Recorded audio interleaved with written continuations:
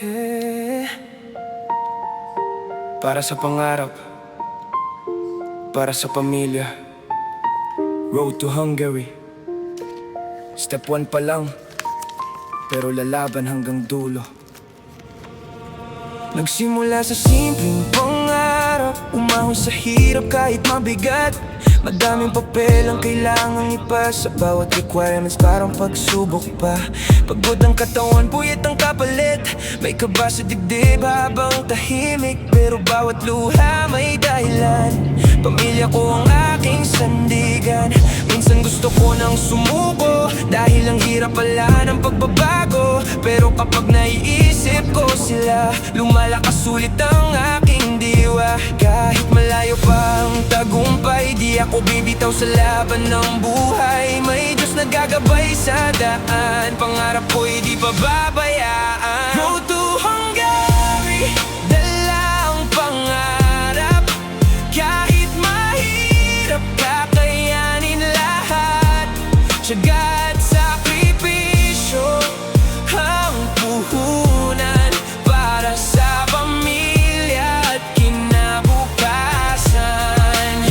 Nasa step 1 pa lang ako ngayon, pero di titigil hanggang makaahon. Sa bawat luha at bawat pagod, Panginoon ang aking lakas at gamot. Balang araw makakamit din ang tagumpay na matagal hiniling. Laban lang kahit gaano kahirap, basta't may tiwala, maaabot ang pangarap. Hindi biro ang mag-abroad, lalo na kung pangarap lang ang baon mo.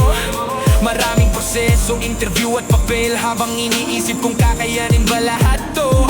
Minsan tahimik akong napapaisip, Lord, tama pa ba tong landas na pinipilit? Pero bawat problema may aral na kapalit, kaya kahit mabigat, pilit kong dinadala to sa dibdib. Para sa pamilya, para sa bukas, kahit pagod na kailangan lumakas. Hindi man madali ang bawat hakbang, alam ko may dahilan ang bawat laban. Sinubok ako pero pinatatay, nasaktan pero mas lalong lumaban. Hindi pa tapos ang aking kwento, step 1 pa lang pero di susuko. Gabayan mo sana ako, Panginoon, sa journey na puno ng hamon. Bigyan mo ng lakas ang puso ko para maabot ang minimiting pangako. Road to Hungary, pangarap ay buhay. Kahit malayo, di mawawala ang ilaw. Bawat hirap may magandang dahilan. Kapag pamilya ang iyong pinaglalaban, darating din ang araw na yon. Tagumpay ay hahawak sa akin ngayon. Kaya laban lang at huwag matakot, dahil ang Diyos ang siyang sasagot.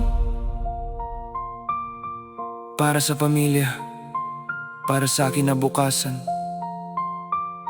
Hindi man madali ang simula, pero balang araw, masasabi rin natin, worth it lahat ng pagod at sakripisyo.